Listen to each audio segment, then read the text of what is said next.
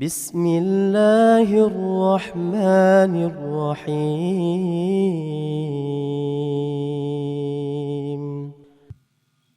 بسم الله الرحمن الرحيم. السلام عليكم ورحمة الله وبركاته. الحمد لله والصلاة والسلام على رسول الله وعلى آله وصحبه وسلم تسليما كثيرا. أما بعد. Puji dan syukur senantiasa kita panjatkan kehadirat Allah Jalla wa'ala yang telah berfirman, wa in ta'uddu ni'matallahi la tuhsuha innal insana ladzalumun kafar. Dan kalaulah kalian ingin menghitung-hitung akan nikmat Allah atas kalian, la tuhsuha, niscaya kalian tidak akan mampu menghitungnya. Innal insana ladzalumun kafar, sesungguhnya manusia itu pelaku kezaliman dan kekufuran. Berkat nikmat kesehatan dan kesempatan serta hidayah taufiknya, sehingga pada malam yang berbahagia ini kita dapat bertemu dan berkumpul kembali di majlis tafsir Al-Quranil Azim karya Al-Imam Ibnu Katsir rahimahullahu ta'ala di rumah Allah Jalla wa'ala yang mulia ini. Maka kita memohon kepada Allah Jalla wa'ala yang telah mengumpulkan kita saat ini di rumahnya yang mulia ini pada kegiatan yang utama ini, agar kembali mengumpulkan kita semua di dalam syurga firdausnya di hari kiamat kelak ma'an nabiyyin was-siddiqin wasyuhada'i was-salihin wa hasuna ulaika rafiqa, sebagaimana ia telah mengumpulkan kita saat ini. Sebagaimana kita berharap kepadanya agar menjadikan kita dari orang-orang yang ia firmankan di dalam sebuah firmannya yang tertera pada surat Az-Zukhruf, al-akhillau yawma idzin ba'dhuhum li ba'dhin aduwwun illal muttaqin. Seluruh orang-orang yang saling cinta mencintai, sayang menyayangi di dunia ini akan saling bermusuhan di hari kiamat kelak. Illal muttaqin, kecuali mereka orang-orang yang bersaudara, bersahabat, sayang menyayangi dan membangunkannya di atas ketakwaan kepada Allah Jalla wa'ala. Dan firmannya yang diriwayatkan oleh Al-Imam Ahmad dan Al-Imam Tirmidzi dari Mu'adz bin Jabal radhiyallahu an, hadis qudsi, di mana Allah berfirman di dalam hadis qudsi tersebut, wajabat mahabbati lil mutahabbina fiyya wal mutajalisina fiyya wal mutazawirina fiyya wal mutabadzilina fi. Sungguh pasti cintaku untuk mereka orang-orang yang saling duduk sesama mereka karenaku, saling cinta mencintai sesama mereka karenaku, saling kunjung mengunjungi sesama mereka karenaku, dan mereka saling berbagi sesama mereka karenaku. Jamaah yang dimuliakan Allah, ibu bapa, saudara dan saudari yang Tuhan Tuhan cintai dan hormati rahimani wa rahimakumullah. Kita lanjutkan kembali pelajaran kita dari kitab Tafsir Al-Quranil Azim karya Al-Imam Ibnu Katsir, dan kita masih pada pembahasan awal surat Al-Baqarah, di mana pada pertemuan yang sebelumnya kita telah membahas beberapa ayat dari surat atau dari awal surat Al-Baqarah, di mana di dalam beberapa ayat tersebut Allah Jalla wa'ala menerangkan kepada kita beberapa perangai mereka orang-orang munafik. Beberapa perangai mereka orang-orang munafik, dan berakhir pada firman Allah Jalla wa'ala, wa idza laqul ladzina amanu qalu amanna wa idza khalu ila syayatinihim qalu inna ma'akum innama nahnu mustahzi'un Allahu yastahzi'u bihim wa yamudduhum fi tughyanihim ya'mahun. Tatkala mereka berjumpa dengan orang-orang yang beriman, kaum mukminin, mereka berkata, amanna, kami juga orang-orang yang beriman, kami juga orang mukmin. Tetapi ketika mereka kembali bertemu dengan tokoh-tokoh kekufuran mereka, mereka menyatakan inna ma'akum, sebenarnya kami masih bersama kalian, masih di atas agama kita.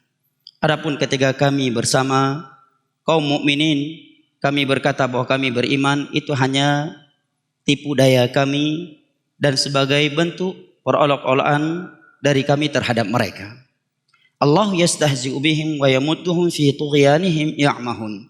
Maka Allah Jalla wa'ala menyatakan, Allah lah yang akan memperolok-olok mereka, Allah lah yang akan menghina mereka dan Allah Jalla wa'ala membuat mereka di dalam kesesatannya semakin sesat dan semakin buta. Pada pertemuan yang sebelumnya telah kita simak penjelasan Al-Imam Ibnu Katsir rahimahullahu ta'ala terkait dua ayat ini, dan juga telah saya tambahkan beberapa pelajaran terkait dua ayat ini, yaitu tentang bahayanya komunitas dan pertemanan dengan orang-orang yang, atau pengaruhnya komunitas dan pertemanan terhadap iman seseorang. Dan telah saya nukilkan beberapa ayat-ayat Al-Quranul Karim dan hadis-hadis Nabi SAW, serta beberapa kisah yang terjadi di kalangan para ulama yang menerangkan kepada kita pengaruhnya komunitas, suatu komunitas dan pertemanan. Setelah itu Allah Jalla wa'ala menyatakan, ulaika alladhina ishtaraw dhalalata bil huda fama rabihat tijaratuhum wa ma kanu muhtadin. Sebelum saya menjelaskan, kita menyimak penjelasan Al-Imam Ibnu Katsir terkait ayat Allah Jalla wa'ala ini, ayat ke-16, ulaika alladhina ishtaraw dhalalata bil huda fama rabihat tijaratuhum wa ma kanu muhtadin. Saya ingin memberikan catatan tambahan terkait permasalahan al-istihza.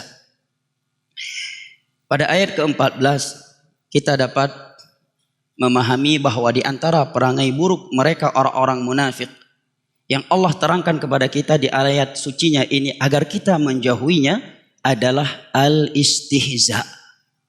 Mereka suka memperolok-olok agama Allah. Suka memperolok-olok Allah Jalla wa'ala, Rasulnya dan agamanya. Dan jamaah yang dimuliakan Allah, ini adalah permasalahan yang besar di dalam Islam. Permasalahan al-istihza, memperolok-olok Allah, Rasulnya, para malaikat, kitab-kitabnya dan agamanya, ini perkara yang sangat besar dan perkara yang sangat prinsipil. Dan para ulama menyebutkan di dalam pembahasan nawaqidul Islam, pembatal-pembatal Islam, di antaranya adalah al-istihza, memperolok-olok Allah, para rasul, kitab-kitabnya, dan agamanya. Berikut ini beberapa dalil dan ucapan para ulama yang menerangkan poin ini.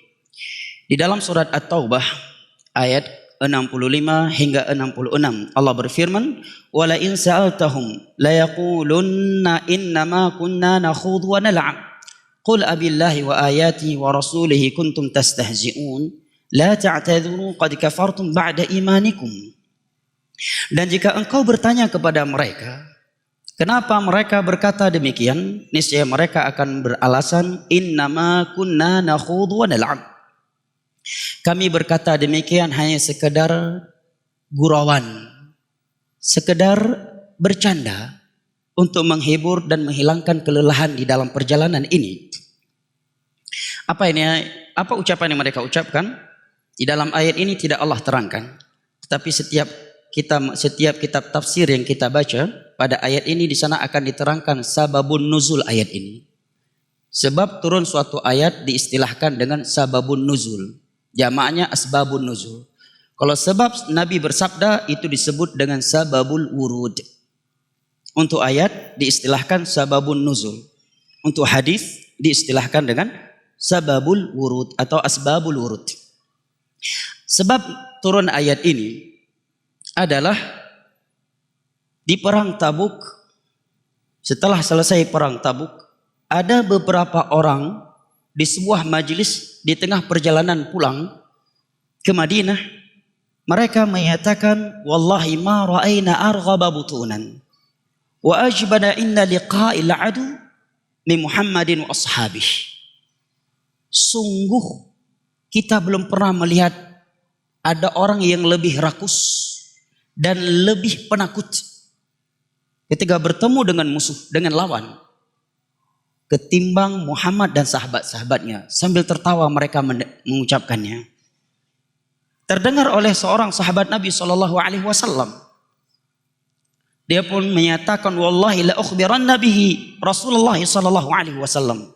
Demi Allah, aku akan sampaikan ucapan kalian ini kepada Rasulullah SAW. Dia pun pergi dan menyampaikannya kepada Nabi SAW. Maka seketika itu tokoh munafik yang bernama Abdullah bin Ubay ibnu Salul di saat itu langsung pergi mendatangi Rasulullah SAW dan dia menyatakan, innama kunna nakhudhu wa nal'ab. Wahai Rasulullah, kami mengucapkannya sekedar untuk bercanda, bersunda gurau, tidak serius, untuk menghilangkan kelelahan yang kami rasakan setelah peperangan. Tidak serius wahai Rasulullah. Nabi tidak memandangnya. Nabi tetap menunggangi ontanya dan dia sambil menarik tali onta Rasulullah dan menyatakan, ya Rasulullah, kami tidak serius mengucapkannya, kami hanya bercanda. Nabi pun membacakan kepadanya ayat ini. Allah menyatakan, wala in sa'altahum la yaqulunna innama kunna nakhudhu wa nal'ab. Dan kalaulah engkau bertanya kepada mereka, niscaya mereka akan berkata, kami sekadar bercanda, bersunda gurau. Qul abillahi wa ayatihi wa rasulihi kuntum tastahzi'un. Katakanlah wahai Nabi Muhammad, apakah dengan Allah, ayat-ayatnya? Ayat-ayatnya di sini kata ulama tafsir mencakup dua ayat Allah Jalla wa Ala. Yang pertama ayat kauniyah dan yang kedua ayat syar'iyah. Ayat kauniyah adalah ciptaan-ciptaan Allah, seperti dia mencela dan menyatakan bahwa musim panas di musim panas adalah sesuatu yang sia-sia, sesuatu yang menyiksa dan seterusnya. Padahal itu adalah ciptaan Allah Jalla wa Ala. Yang kedua adalah ayat syar'iyah, berupa ayat-ayat Al-Quran dan hadis-hadis Nabi SAW yang sahih, yang telah ia ketahui. Wa rasulihi, dan apakah dengan Rasulnya kuntum tastahzi'un, kalian rela memperolok-oloknya? La ta'tadiru qad kafartum, jangan banyak beralasan. Qad kafartum ba'da imanikum, kalian sudah kafir setelah kalian beriman. Ini ayat cukup tegas menerangkan kepada kita bahwa al-istihza salah satu dari pembatal Islam. Kata Syekhul Islam dalam kitabnya As-Sarimul Maslul, di bawah ayat ini kata beliau, wa hadha nassun sarihun fi anna al-istihza'a billahi wa ayati wa rasulihi kufr.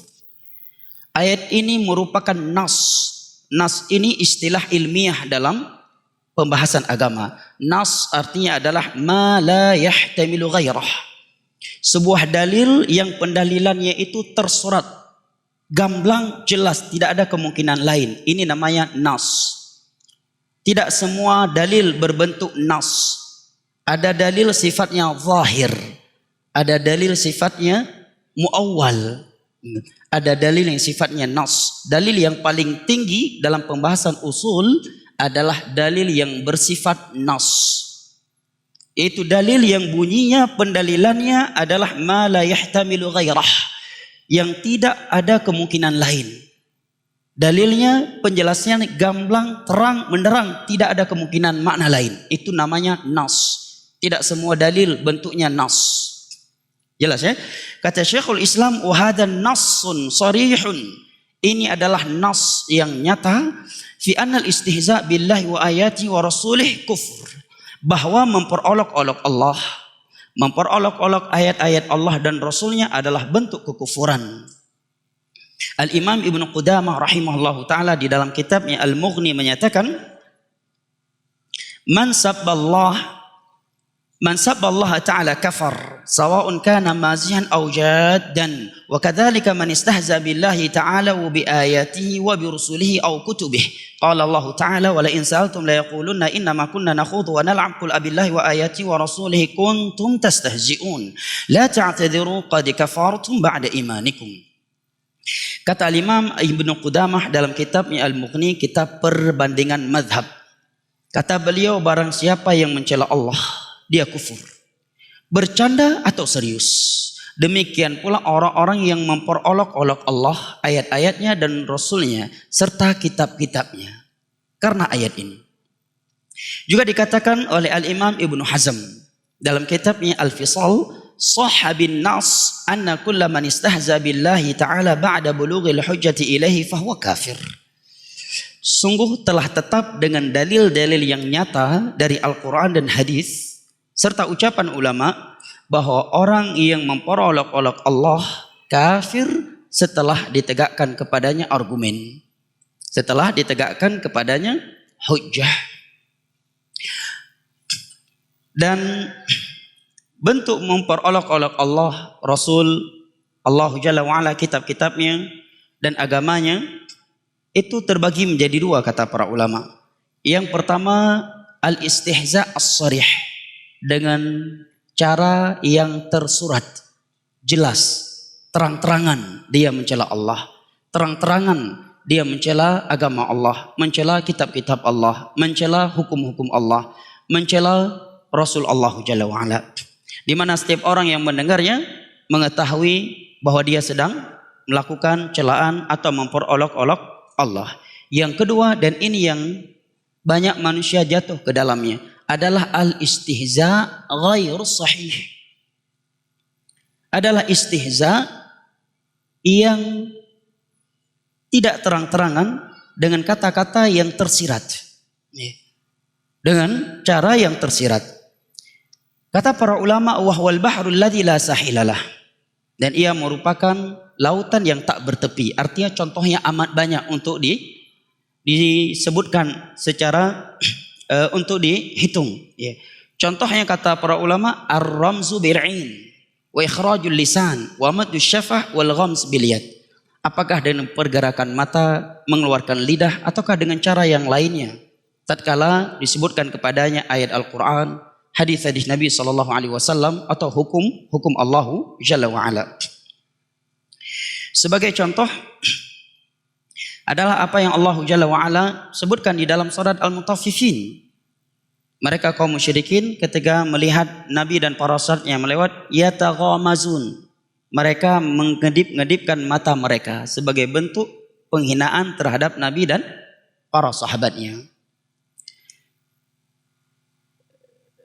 Dan juga dikatakan oleh Al-Imam Nawawi dalam kitabnya Raudhatut Talibin. Beliau sebutkan di sini salah satu contoh bentuk al-istihza yang sifatnya tidak terang-terangan. Kata beliau, kitab Raudhatut Talibin jilid ke-10 halaman 67. Kata beliau, law qal wa huwa yata'afa qadhal khamr wa yaqdim wa yuqdim ala zina bismillah ta'ala istighfafan bismillah ta'ala kafar. Apabila dia meneguk gelas khamar, dia minum khamar, atau melakukan perbuatan zina sambil mengucapkan bismillah, tujuannya memperolok-olok nama Allah. Tau pegah haramnya, kau kan bismillah lam haram tik lam, penyek dah. Tau pegah khamar haram, bismillahirrahmanirrahim ku baca haram cit. Ya. Dikatakan kepada yang zina haram, dia berolok-olok, saya berzina bismillahirrahmanirrahim haram juga, saya udah baca bismillah. Kata Imam Nawawi, kafar, dia murtad. Murtadnya bukan karena dia minum khamar, bukan karena melakukan zina, tetapi karena memperolok-olok Allah Jalla wa'ala, memperolok-olok nama Allah Jalla wa'ala. Kemudian kata Al-Imam Ibn Utsaimin rahimahullahu ta'ala dalam kitabnya Al-Qaulul Mufid jilid kedua halaman 267 cetakan Darul Ibnu Jauzi, kata beliau, man istahza'a bis salah walau nafilah aw biz zakah aw sham aw al hajj fa huwa kafirun bi ijma'il muslimin.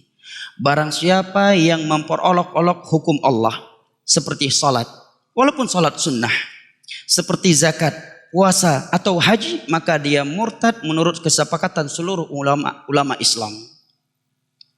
Wa kadzalika man istahza bil ayat al-kauniyah. Demikian pula orang yang memperolok-olok ayat-ayat kauniyahnya Allah. Apa contohnya? Contohnya kata beliau, bi anqal, dia berkata, inna wujudal har fi ayyam syita sifun. Adanya cuaca panas di musim dingin ini perbuatan yang sia-sia. Karena yang menciptakan cuaca panas siapa? Allah Jalla wa Ala. Aw qal inna wujudal bar fi ayyami sayf sifun. Atau dia berkata, adanya cuaca dingin di musim panas ini sebuah kesia-siaan. Fa hadza kafar mukhrijun minal millah. Ini adalah kekufuran yang mengeluarkan dari Islam. Lianna Rabb azza wa jalla kullu af'alihi mabniyatun 'ala al-hikmah wa qad la tastati' bulughaha wa bal la nastati'. Karena seluruh perbuatan Allah itu penuh hikmah yang terkadang kita tidak mengetahui hikmahnya. Bahkan ada yang sama sekali kita tidak mengetahuinya. Nah, Jadi masalah memperolok agama Allah Jalla wa'ala ini bukanlah masalah kecil jamaah, masalah besar. Memperolok-olok hukum Allah Jalla wa'ala. Seperti juga hukum jenggot. Andai kata kita tidak berjenggot, janganlah kita memperolok-oloknya. Sepakat 4 mazhab dari seluruh mazhab manapun tentang bahwa seorang lelaki yang telah tumbuh, jenggotnya tidak boleh memotongnya. Dan itu diuraikan oleh Imam San'ani dalam kitabnya Al-Lihyah, judulnya jenggot. Dan beliau terangkan di sana bahwa hadis tentang jenggot sifatnya mutawatir. Dan mutawatir ini adalah istilah ilmiah dalam ilmu hadis, bahwa suatu hadis datang dari banyak jalur yang tidak mungkin lagi untuk ditolak. Dan hadis-hadis tentang jenggot datang beberapa macam. Yang pertama dengan perbuatan Nabi SAW. Beliau jenggotnya sangat lebat. Ya. Yang kedua hadis berbentuk al-qawli. Yang pertama bentuk fi'li, perbuatan Nabi. Yang kedua al-qawli, ucapan Nabi, perintah dari Nabi langsung. Di antara hadis Abdullah bin Umar, Abu Hurairah, Abu Sa'id dalam riwayat Bukhari dan Muslim serta selain kedua mereka, Nabi menyatakan khaliful majus, fa'fu syawarib wa'ful luha. Selisihilah oleh kalian kaum majusi, maka bersihkan kumis kalian dan biarkan jenggot kalian tumbuh.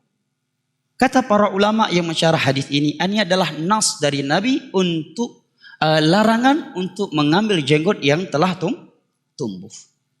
Andai kata ada seorang tidak memeliharanya atau mencukurnya, maka ini sebuah kekurangan. Tapi yang lebih parah dan yang sedang kita bicarakan adalah memperolok-oloknya. Bahkan sebagian orang menganggap itu simbol, simbol kekotoran, menganggap kotor, atau merasa jijik dengan jenggot. Padahal demi Allah tidak ada yang lebih ganteng, tampan daripada Nabi SAW, dan beliau lebat jenggotnya. Demi Allah tidak ada yang lebih bersih di muka bumi ini daripada Nabi SAW, dan beliau lebat jenggotnya. Demi Allah tidak ada yang lebih mulia di sisi Allah Jalla wa'ala daripada Nabi, dan beliau lebat jenggotnya, dan beliau melarang kaum lelaki mencukur jenggotnya. Dan keempat khulafa ar-rasyidun berjenggot, 4 mazhab berjenggot, dan seluruh orang-orang yang berjasa untuk Islam sepanjang sejarah Islam dan menaklukkan negara-negara non-Islam, semua mereka berjenggot. Para nabi sebelum Nabi Muhammad juga berjenggot. Tapi sebagian orang menganggap itu simbol kekotoran. Sehingga terbalik mindsetnya. Sebagian mereka yang memperolok-olok jenggotnya dicukur habis, tetapi kumisnya dibiarkan panjang seperti pisang goreng hangus, dan itu tidak dianggap jorok. Dan padahal jenggot adalah hukum Islam. Andai kata kita tidak mau melaksanakannya dan melihat ada orang yang melakukannya, maka kita berikan motivasi kepadanya agar dia istiqamah. Kita bersyukur kepada Allah ada orang yang mau menampakkan syiar Allah di akhir zaman seperti ini.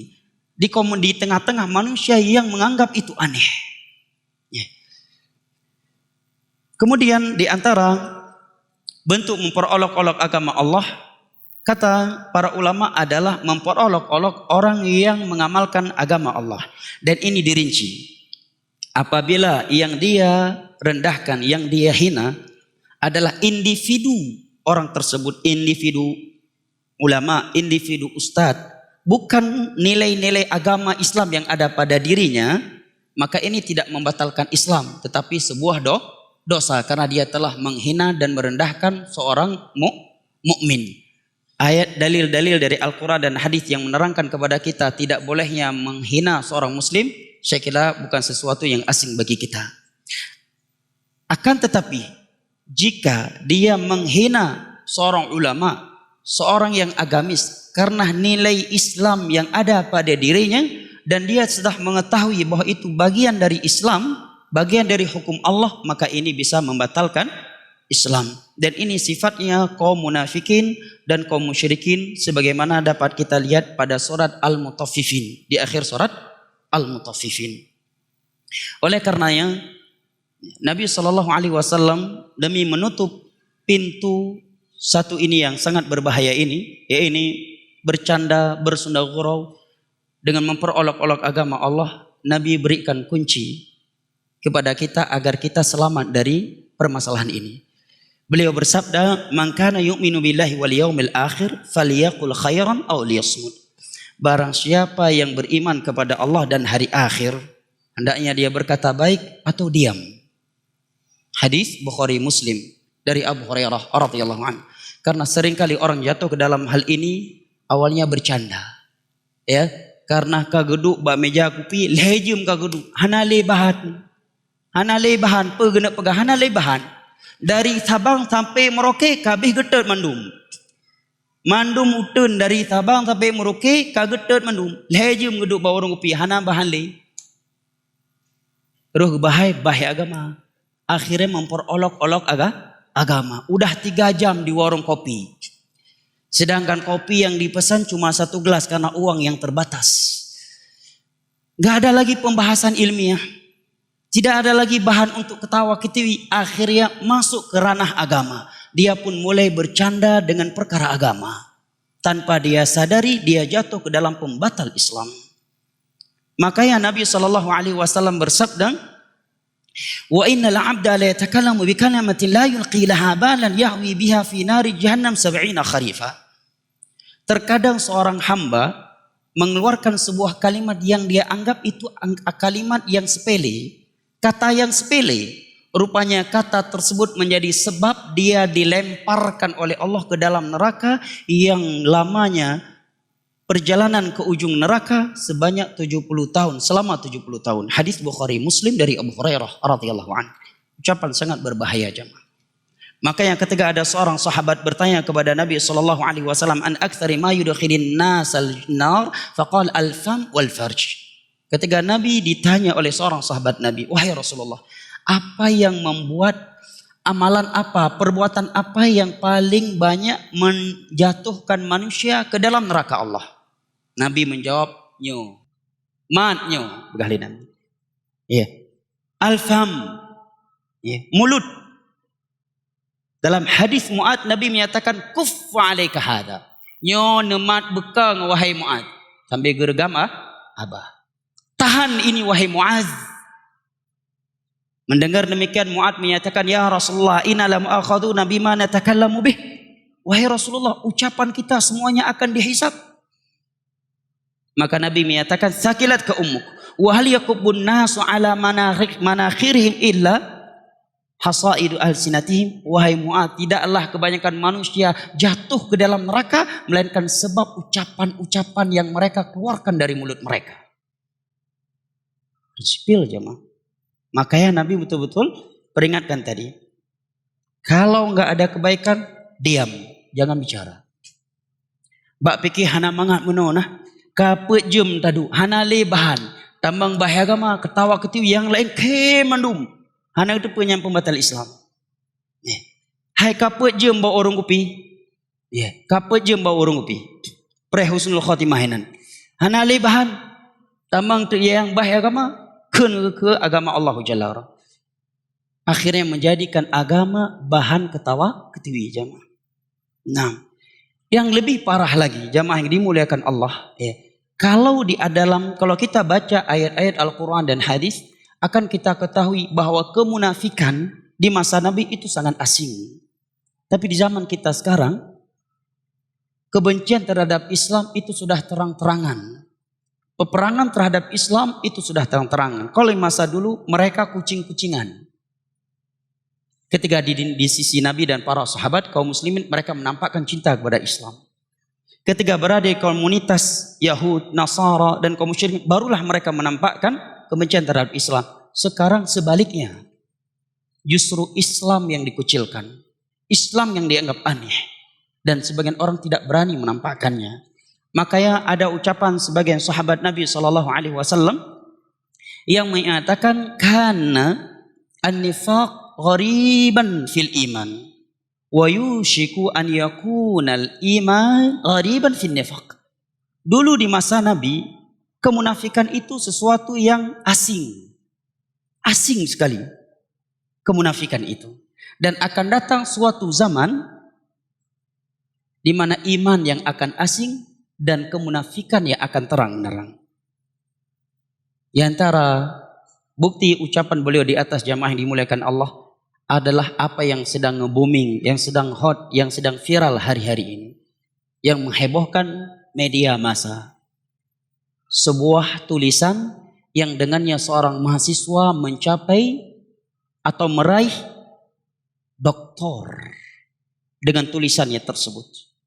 Apa isi tulisannya? Disertasinya menghalalkan perzinaan. Menghalalkan zina. Bahwa hubungan seks di luar nikah tidak mengapa. Tidak mengapa. Subhanallah. Andai kata yang menulisnya mahasiswa umum, mungkin kita tidak terlalu heran. Tapi yang menulisnya mahasiswa jurusan agama, UIN, Universitas Islam Nasional. Ya. Ini yang anehnya. Pada ayat dan hadis tentang zina itu sangat gamblang. Apa kurangnya firman Allah, wala taqrabu zina innahu kana fahisyatan wa sa'a sabila. Hadis-hadis Nabi tentang zina cukup jelas. Nabi menyebutkan orang yang berzina, orang yang berzina di hari kiamat, tatkala Allah belum memaafkan mereka atau mereka belum bertaubat dan Allah belum memaafkan mereka, mereka dikumpulkan, dicampurkan oleh Allah dalam sebuah wajan berisikan minyak yang mendidih, kemudian mereka dimasak secara seksama di dalamnya. Dan kemaluan-kemaluan mereka ditusuk dengan besi daripada api neraka.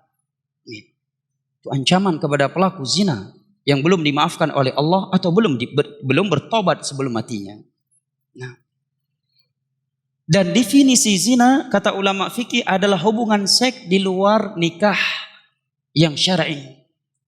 Padahal perbuatan zina jamaah yang dimuliakan Allah, jangankan ditinjau dari sisi agama Islam, ayat Al-Quran dan hadis, secara logika pun itu sesuatu yang jorok dan kotor. Coba andai kata zina boleh jamaah. Seorang punya istri, istrinya bisa zina. Malam ini bosan sama suaminya, pergi ke hotel main sama laki-laki lain. Jadi apa jamaah? Dia nggak tahu anak yang lahir nanti itu anak dia ataukah anak orang lain. Apa yang akan terjadi? Makanya Allah katakan innahu sa'at sabila. Perbuatan zina itu sangat kotor, sangat buruk akibatnya, bercampur baur, tercampurnya keturunan. Tidak diketahui ini anak siapa secara pasti. Belum lagi secara tinjauan ayat-ayat Al-Quran dan hadis. Bahkan disebutkan oleh Al-Imam Al-Bukhari dalam kitab sahihnya pada bab ayyamul jahiliyah, hari-hari jahiliyah. Hari-hari jahiliyah.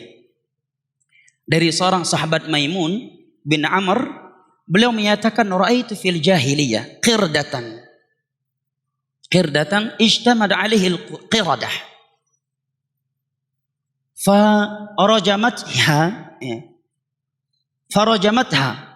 Farajamtu ma'ahum. Atau kama qala. Di masa jahiliyah aku melihat ada sekelompok kera merajam dua kera. Dalam luar Bukhari dinukilkan oleh Al-Hafidh Ibnu Hajar ketika mensyarah kisah ini dari Abu Ismail, dalam mustakhraj beliau, bahwa ada dua ekor kera, pasangan jantan dan betina, sedang tidur. Tiba-tiba datang kera jantan lain, menggoda kera betina.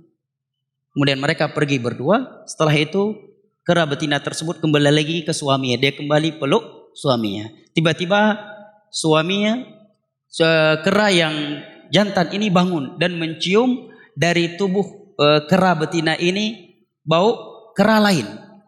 Fasah, dia pun langsung berteriak, datanglah seluruh kera. Dan dia berikan isyarat, maka mereka pun semua menangkap seekor kera yang dianggap telah berzina dengan kera jantan betina ini. Kemudian mereka merajamnya. Tatkala aku melihat mereka merajamnya, aku pun ikut merajamnya. Subhanallah.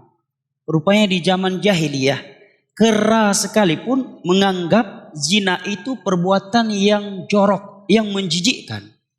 Sekarang justru segorombolan profesor segerombolan doktor, dosen berkumpul ngasih disertasi buat mahasiswa yang membolehkan zina. Ini siapa yang gak waras? Mana yang lebih berakal? Kera tadi atau orang yang membolehkan dan membenarkan disertasi yang menghalalkan zina, jemaah? Dan saya yakin orang yang membolehkan zina, hati nuraninya pun mengingkarinya. Kalau dia benar-benar menganggap zina itu halal, dia tidak boleh marah kalau ada orang lain berzina dengan istrinya sendiri. Dia tidak boleh marah kalau ada orang lain berzina dengan anak kandungnya sendiri. Saya yakin-yakinnya dia tidak mau melakukannya. Seperti ada sebuah perdebatan, ya, beberapa tahun yang lalu, mungkin berapa puluh tahun yang lalu, terjadi perdebatan antara sebagian manusia yang berkeyakinan bahwa manusia ini keturunan kera. Sekelompok lain, ya, mengingkarinya, ya, bahwa manusia ini bukan dari keturunan kera. Maka saking cerdasnya orang yang mengingkari manusia dari keturunan kera, mereka menyatakan yang beranggapan orang yang dari keturunan kera kami persilahkan duduk di sini. Paham ya? Ini pertanyaan yang memukul, ya kan? Ya. Yang merasa dari keturunan kera, saya persilahkan duduk di sini. Mereka nggak mau. Berarti apa? Hati nuraninya sendiri mengingkari statementnya yang menyatakan bahwa manusia adalah keturunan kera, karena dia berdalil bahwa Yahudi yang dikutuk oleh Allah di masa Nabi Musa menjadi kera dan khanazir. Padahal dalam hadis Sahih Muslim, Nabi menerangkan bahwa Yahudi yang dikutuk oleh Allah menjadi kera dan babi, Allah tidak berikan keturunan untuk mereka. Mereka punah setelah itu, nggak punya keturunan. Ya, demikian juga ini. Coba tanyakan kepada orang yang buat disertasi tadi bahwa zina halal. Andai kata istrinya berzina dengan seseorang, dia marah enggak? Anak kandungnya berzina dengan seseorang, dia marah enggak? Pasti akan marah. Hati nuraninya. Tapi lihat, karena filsafat Yunani, orang bisa rusak. Itu disebut dengan ilmu kalam. Maka ilmu filsafat Yunani dari semenjak muncul masuk ke dalam Islam, ya, di abad ketiga dan seterusnya, langsung diingkari oleh Imam Syafi'i, Imam Ahmad. Itu pertama masuknya di masa Khalifah Ma'mun. Filsafat Yunani diterjemahkan ke dalam bahasa Arab. Dari filsafat Yunani itulah dia memaksa para ulama untuk menyatakan Al-Quran makhluk. Dia paksa ulama. Di antara Imam Ahmad di penjara, namun Imam Ahmad tegar di atasnya. Dan mufti dia yang bernama, di sana itu bernama Ibnu Abi Du'ad. Filsafat Yunani itu asal muasalnya membuat manusia berbicara dengan akal, tidak lagi berbicara dengan dalil. Bahkan sebagian mereka mengeluarkan statement akal lebih tinggi daripada Allah. Karena kalau bukan karena akal, Allah tidak disembah katanya. Maka akal lebih tinggi daripada Allah. Karena kalau bukan karena akal, Allah itu tidak disembah katanya. Subhanallah. Padahal anak kecil saja bisa berkata, emangnya siapa yang menciptakan akal? Sehingga Anda bisa berakal, kan begitu? Tapi itulah filsafat, jemaah. Itulah filsafat. Maka Allah berfirman di dalam Al-Quranul Karim, innama kana qaulal mu'minin idza du'u ila Allah wa rasulihi liyahkuma bainahum ay yaqulu sami'na wa ata'na wa ulaika humul muflihun. Ciri mukmin sejati, kalau sudah dihadapkan kepadanya hukum Allah dan hukum Rasulnya, dia selalu berkata sami'na wa ata'na. Masalah dia belum mengamalkannya, ini urusan lain. Ya, sami'na wa ata'na. Ini kriteria mukmin ketika sudah mengetahui hukum Allah dan Rasulnya. Wa ulaika humul muflihun, dan mereka adalah orang-orang yang sukses. Berikut ini ucapan Al-Imam Ibnu Qudamah yang menerangkan kepada kita hukum menghalalkan apa yang Allah haramkan. Kata beliau, man i'taqada hilla syai'in ujma' ala tahrimihi wa dhahara hukmu bainal muslimin wa zalati syubha fihi lin nususil waridati kalahmil khinzir wa zina wa ashbah hadha mimma la khilafa fihi kafar. Dalam kitab beliau Al-Mughni jilid ke-9 halaman ke-11. Sebagaimana yang ada pada cetakan saya. Kata beliau, barang siapa yang mengeluarkan statement, berkeyakinan halalnya sesuatu yang ulama telah sepakat itu haram, dan hukum tersebut telah tersebar, telah diketahui secara gamblang di tengah-tengah kaum muslimin, Tidak ada keraguannya karena nas, ayat-ayat dan hadis-hadis yang datang secara gamblang seperti hukum memakan babi, hukum zina dan yang semisal dengannya yang tidak ada perselisihan kalangan ulama, orang seperti ini murtad. Nah, wallahu a'lam bishawab, karena waktu yang telah habis.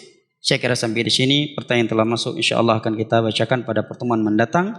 Lebih dan kurangnya Tuhan mohon maaf. Wabillahi taufiq wal hidayah, wa sallallahu ala nabiyyina Muhammad wa ala alihi wa sahbihi wasallam, wa akhiru da'wana alhamdulillahi rabbil alamin. Wassalamualaikum warahmatullahi wabarakatuh.